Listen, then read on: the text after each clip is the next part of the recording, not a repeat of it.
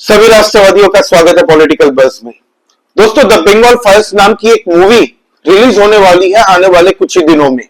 विवेक रंजन अग्निहोत्री जी ने यह मूवी बनाई है वेस्ट बंगाल के एक ऐसे चैप्टर को लेके जिसको हमसे छुपाया गया। भारत के लोगों को इसके बारे में पता ही नहीं है कि वेस्ट बंगाल के अंदर में डायरेक्ट एक्शन डे के नाम पे किस तरीके से हिंदुओं का नरसंहार किया गया।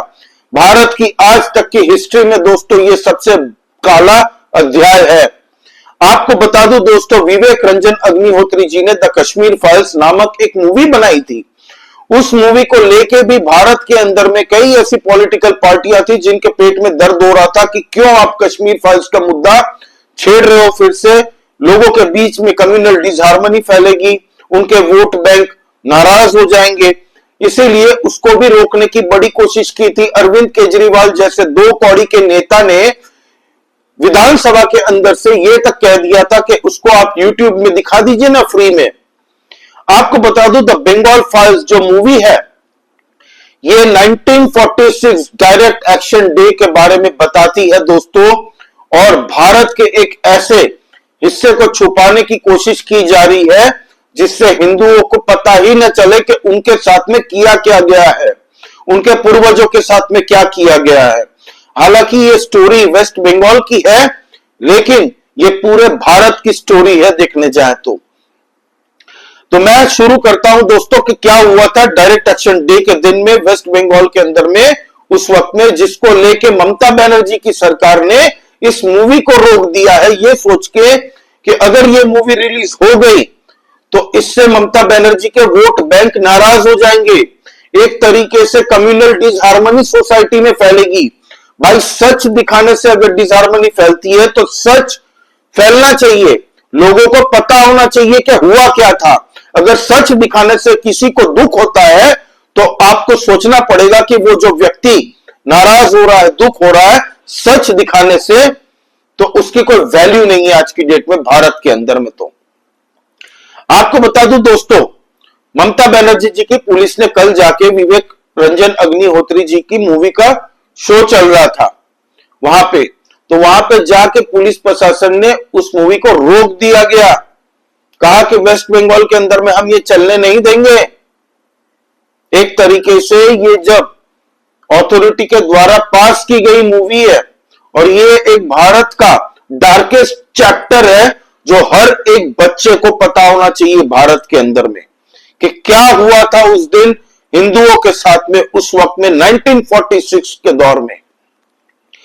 दोस्तों, आपको बताता हूं मैं डायरेक्ट एक्शन डे क्या था, बड़े ही शॉर्ट में आपको बता देता हूं। आप प्लीज लाइक कर दीजिए इस वीडियो को and please subscribe to this channel. 16 अगस्त 1946 में मोहम्मद अली जिन्ना ने कह दिया था कि अब डायरेक्ट एक्शन डे की घोषणा उसने कर दी थी।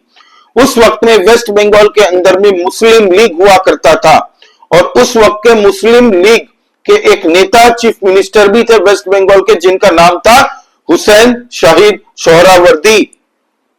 और इनके साथ में कई ऐसे लोग थे मुस्लिम लीग में जो चाहते थे कि वेस्ट बंगाल एक पाकिस्तान का हिस्सा बन जाए पूरी तरीके से। लेकिन उस वक्त में कई हिंदू संगठनों ने इसका विरोध प्रदर्शन किया और कहा कि पश्चिम बंगाल को हम पाकिस्तान का हिस्सा नहीं बनने देंगे। और उस वक्त में बंगाल का भी हिस्सा बनके उस वक्त में ईस्ट पाकिस्तान बना था, जो कि आज की डेट में बांग्लादेश है। आपको बता दूं कि 1941 की जनगणना के हिसाब से उस वक्त में पूरे वेस्ट बंगाल, जो कि बांग्लादेश सहित था उस वक्त में, वहां पे आबादी मुसलमानों की थी 3.25 करोड़ 3.5 करोड़ लगभग, ठीक है। और हिंदुओं की उस वक्त में जनसंख्या वहां पे हुआ करती थी 2.65 करोड़। ये अकॉर्डिंग टू जनगणना है 1941 की। उस वक्त में मुस्लिम की मेजोरिटी हुआ करती थी, तो मुसलमानों के चीफ मिनिस्टर भी उस वक्त में हुसैन शहीद सोहरावर्दी भी थे। इनके एक अलग से ख्वाजा निजामुद्दीन भी थे। ये सब मुस्लिम लीग के नेता थे। अबुल हसीम सेक्रेटरी था। भाई साहब ने तो कह दिया था कि भाई इंडिया के अंदर में ही वेस्ट बंगाल को नहीं होना चाहिए। फिर मौलाना मोहम्मद अकरम खान, इस भाई साहब ने पाकिस्तान बनने के पक्ष में बात उठाई थी और पूरी तरह से प्रचार किया था। अब 16 अगस्त 1946 को अचानक से मुस्लिम लीग ने अपनी मुसलमानों की भीड़ जुटाई और गाजर मूली की तरह हिंदुओं का नरसंहार किया गया। दोस्तों, कोलकाता की सड़कों में 10,000 लोग मारे गए थे इस पूरे डायरेक्ट एक्शन डे में। 16 अगस्त को तांडव मचाया पूरे वेस्ट बंगाल के अंदर में इन लोगों ने, मोस्टली कोलकाता में। कोलकाता की सड़कों को लहूलुहान कर दिया था। लेकिन 17 अगस्त की सुबह जब सूर्योदय हुआ तब वहां से एक बंदा निकला जिनका नाम था गोपाल पांठा उर्फ गोपाल मुखर्जी। आपको बता दूं दोस्तों, इनका काम था, कसाई थे, ये मटन काटते थे, बकरे काटते थे। तो एक सनातन को बचाने के लिए गोपाल पाठा नाम का एक युवक उठा और उसने अपने हाथ में तलवार ले ली और ये कहा कि हिंदुओं का नरसंहार ये लोग कर रहे हैं, अब इनको नहीं करने देंगे, अब इनको जवाब देना पड़ेगा। वो अपने लोगों को लेके निकल पड़े और गाजर मूली की तरह उनको जवाब देना शुरू किया और इस कैपेसिटी से जवाब दिया दोस्तों, इतनी दृढ़ता से जवाब दिया कि 18 अगस्त को महात्मा गांधी, जिनको फादर ऑफ द नेशन कहा जाता है, महात्मा गांधी खुद कलकत्ता चले गए गोपाल पाठा को रोकने के लिए कि मुसलमानों के ऊपर में अत्याचार मत करो, उनको मत मारो, ये दंगे फसाद मत करो। भाई 16 अगस्त को जब डायरेक्ट एक्शन डे घोषणा की थी, जब हिंदुओं का नरसंहार हो रहा था, तो उस वक्त में हमारे बापू कहां थे? कहां थे बापू? ये सवाल आज तक हिस्ट्री में रह गई है। गोपाल पाठा ने कह दिया था कि महात्मा गांधी मुझसे मिलना चाहते हैं, मैं नहीं मिलना चाहता उनसे, उनको शांति से कह दो कि अपनी अहिंसा की पिपड़ी बजाना बंद करे और चले जाएं यहां से। जब हिंदुओं को मारा जा रहा था तो बापू नहीं दिखे कहीं पे, लेकिन जब हिंदुओं ने रिएक्शन देना शुरू किया तब बापू आ गए हाथों में हथकड़ियां पहनाने, एक तरीके से रोकने के लिए गोपाल पाठा को।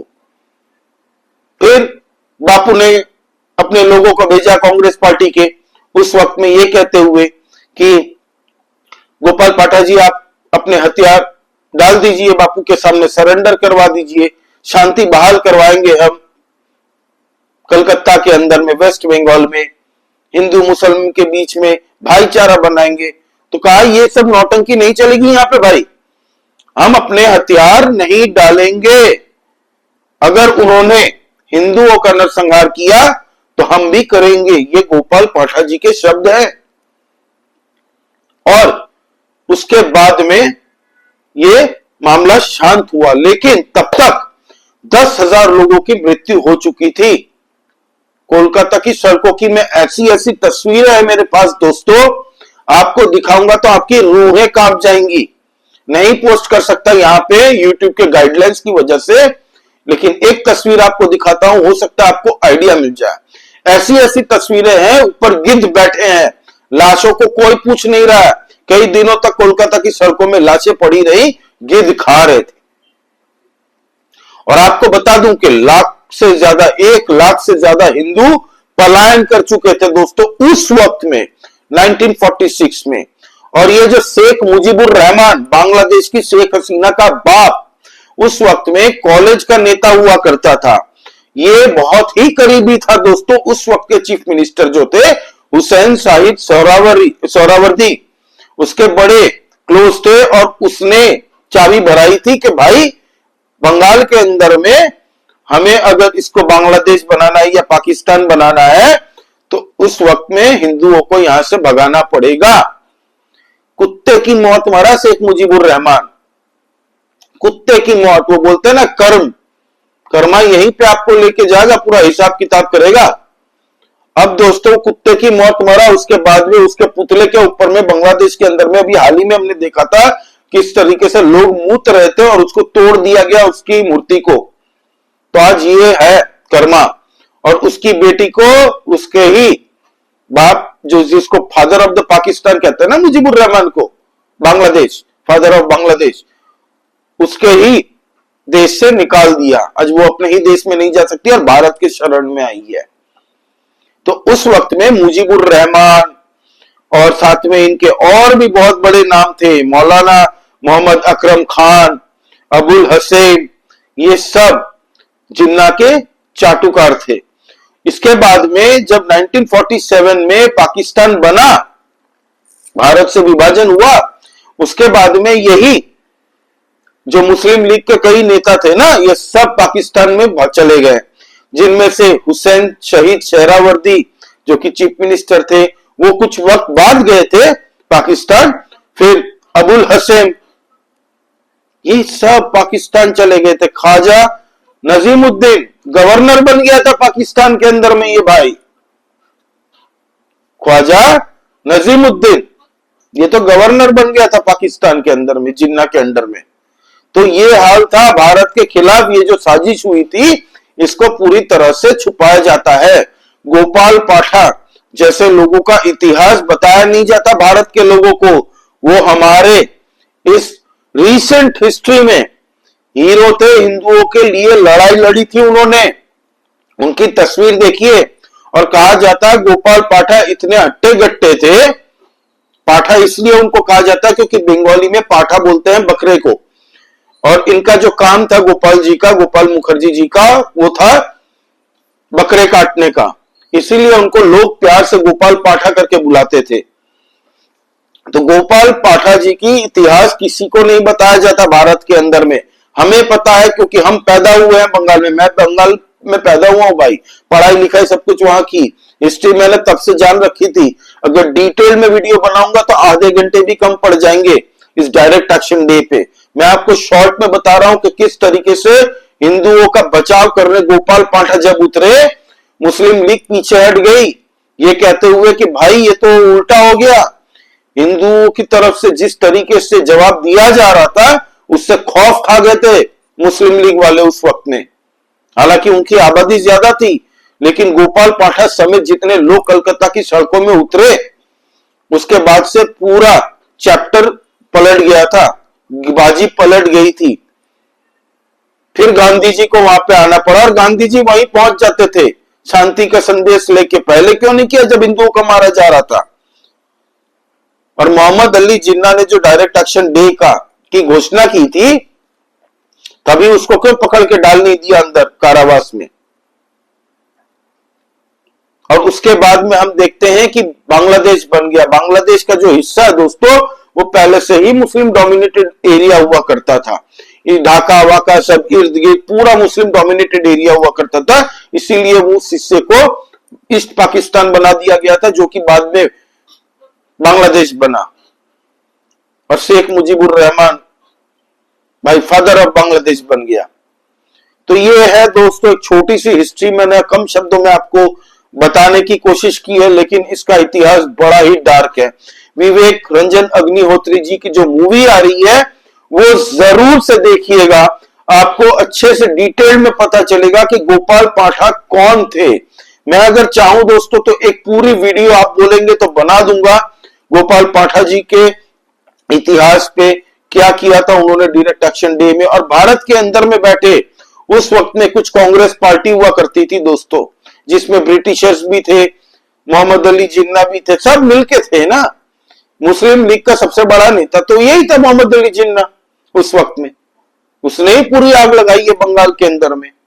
तो ये काला चैप्टर भारत का जो था, इसको दिखाना चाहिए। ममता बनर्जी की सरकार इसीलिए डरी हुई है कि ये मूवी हम अगर दिखाएंगे, चुनाव अभी 2026 में आने वाले हैं वेस्ट बंगाल के अंदर में, उससे पूरा सेंटीमेंट ममता के खिलाफ जा सकता है हिंदुओं का, कि अब तक तुमने अवैध बांग्लादेशियों को जिस तरीके से बंगाल के अंदर में बसाया है, डेमोग्राफी चेंज की है, हिंदू उससे खुश नहीं है। आज की डेट में आप अगर बंगाल जाते हो या आप कभी पहले गए हैं तो एक बार जरूर जाके आके देखिए, थोड़ा इंटीरियर में जाइए, कलकत्ता में घूमिए, लोगों से संवाद कीजिए, डेमोग्राफी देखिए अपने आंख से। कुछ बोलने की जरूरत नहीं है, आपको पता चल जाएगा किस हिसाब से, क्योंकि पूरे भारत के अंदर में जितने भी अवैध बांग्लादेशी, जितने भी अवैध रोहिंग्या पकड़े जाते हैं, सारे आधार कार्ड वोटर कार्ड बंगाल का लेके बैठे हैं भाई।